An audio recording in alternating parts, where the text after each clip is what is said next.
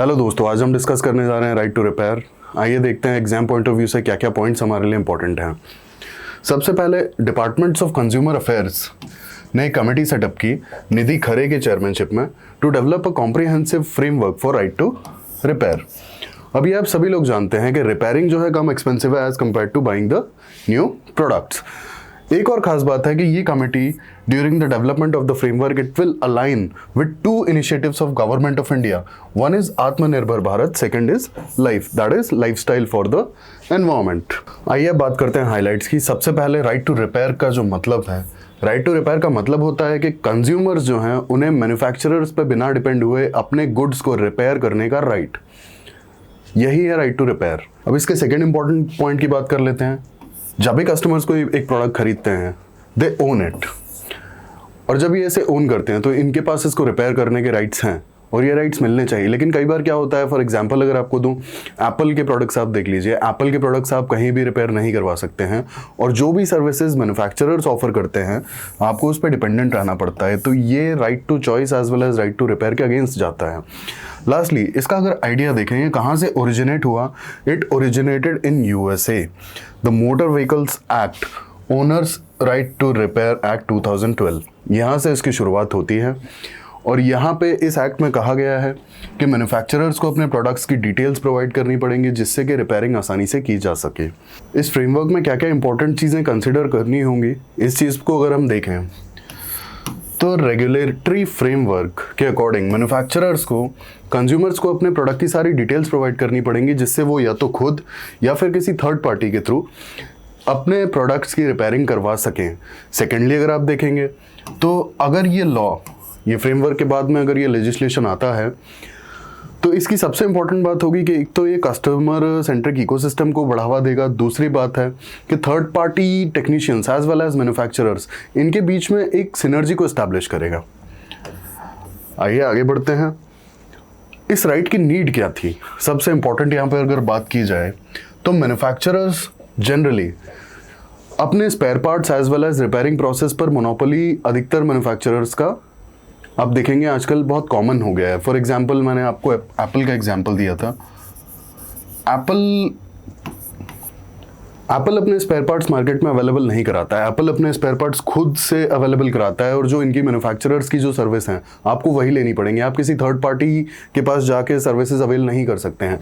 Secondly अगर आप देखेंगे तो अगर आप किसी थर्ड पार्टी से रिपेयरिंग करा लेते हैं तो आपकी जो वारंटी है वो वॉइड हो जाती है, आप you lose your warranty benefit. आपने देखा होगा कि अगर आप कहीं बाहर से रिपेयरिंग कराते हैं तो आपकी वारंटी वॉइड हो जाती है और अधिकतर मैन्युफैक्चरर्स आजकल यही करते हैं। अगर आप थर्ड चीज़ देखेंगे, manufacturers deliberately avoid to publish the manuals जिसके हेल्प से कोई भी रिपेयर कर सकता है, चाहे वो आप हो चाहे वो थर्ड पार्टी टेक्नीशियन हो। तो ये डेलिबरेटली अवॉइड करते हैं। मैनुअल्स जनरली आपको बहुत ईजिली अवेलेबल नहीं होंगी या फिर लैंग्वेज का इशू होगा, वो सब आपको देखने को मिलेगा।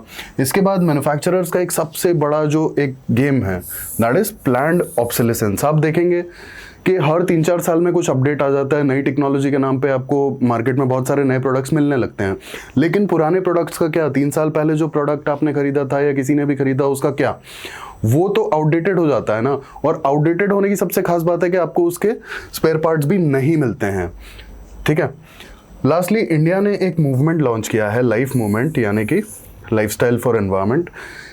हमें बेसिकली इस अगर लाइफस्टाइल फॉर एनवायरनमेंट अगर इसको देखें तो एक सस्टेनेबल लाइफस्टाइल ऑप्ट करना है, यही है इसका एम। और सस्टेनेबल लाइफस्टाइल कब होगा, जब आप रीयूज और रिसाइकलिंग को प्रमोट करेंगे। तो ये भी एक नीड थी इस राइट टू रिपेयर की।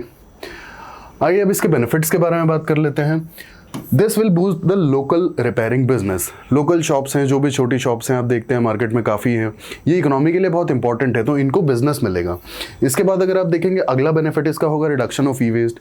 ई वेस्ट में काफ़ी सारे टॉक्सिक सब्सटेंस होते हैं जैसे कि मर्करी, बेरिलियम, ये बहुत टॉक्सिक एलिमेंट्स हैं। और रिसाइकलिंग आपने इंडिया में देखा होगा कि बहुत ज़्यादा सिस्टमैटिक और ऑर्गेनाइज्ड रिसाइकलिंग नहीं है। ये सबसे बड़ा रीज़न है कि ये ई वेस्ट को कम करेगा, और कम करेगा तो हम मान सकते हैं कि रिसाइकलिंग अगर नहीं भी होती है तो एटलीस्ट ई वेस्ट हमारा जनरेशन ही कम होगा। जनरेशन कम होगा तो रिसाइकलिंग पे हमें हालांकि फोकस तो करना है, लेकिन जब ई वेस्ट का जनरेशन कम होगा तो रिसाइकलिंग के लिए जो एफर्ट्स हैं वो थोड़े से कम डालने पड़ेंगे। इसके बाद बात करते हैं सेविंग ऑफ कंज्यूमर्स मनी, लोगों का पैसा बचेगा। And lastly stimulating the circular economy.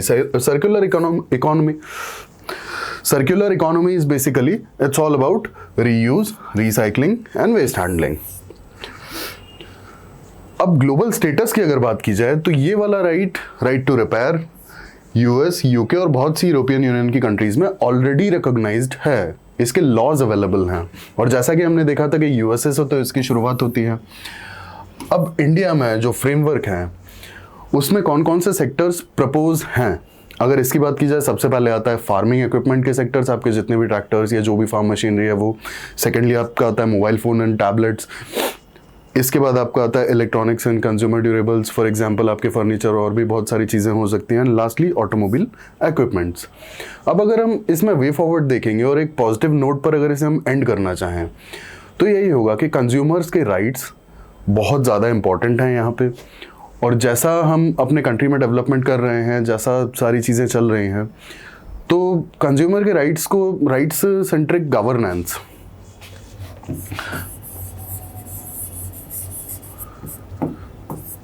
आप राइट्स की बात करें, आप गवर्नेंस की बात करें, या फिर आप कंज्यूमर सेंट्रिक लॉज की बात करें,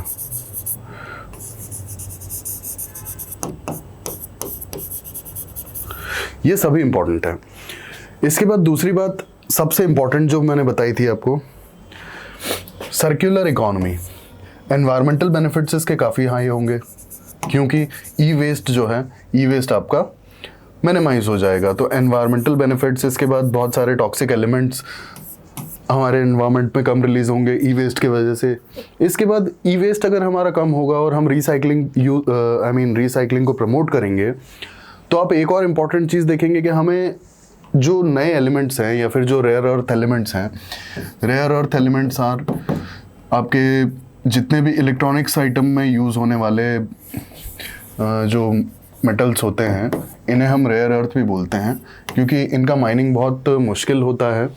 और जैसा कि आप देखेंगे कि रेयर अर्थ मेटल्स की जो माइनिंग है इसमें टॉक्सिक एलिमेंट्स बहुत ज़्यादा रिलीज़ होते हैं, तो एक ये भी हमारा बेनिफिट होगा अगर हमारा ई वेस्ट कम होता है तो एनवायरमेंटल बेनिफिट्स भी इसके काफ़ी हाई हैं। और कंज्यूमर सेंट्रिक तो है ही, इसके साथ में गवर्नेंस, तो इसके आप काफ़ी सारे पॉजिटिव पॉइंट्स लिख सकते हैं वे फॉरवर्ड में। आगे हम इस पे और भी 1-2 वीडियोस बनाने वाले हैं, तो साथ में जुड़े रहिए अपडेट के लिए। Thanks for watching.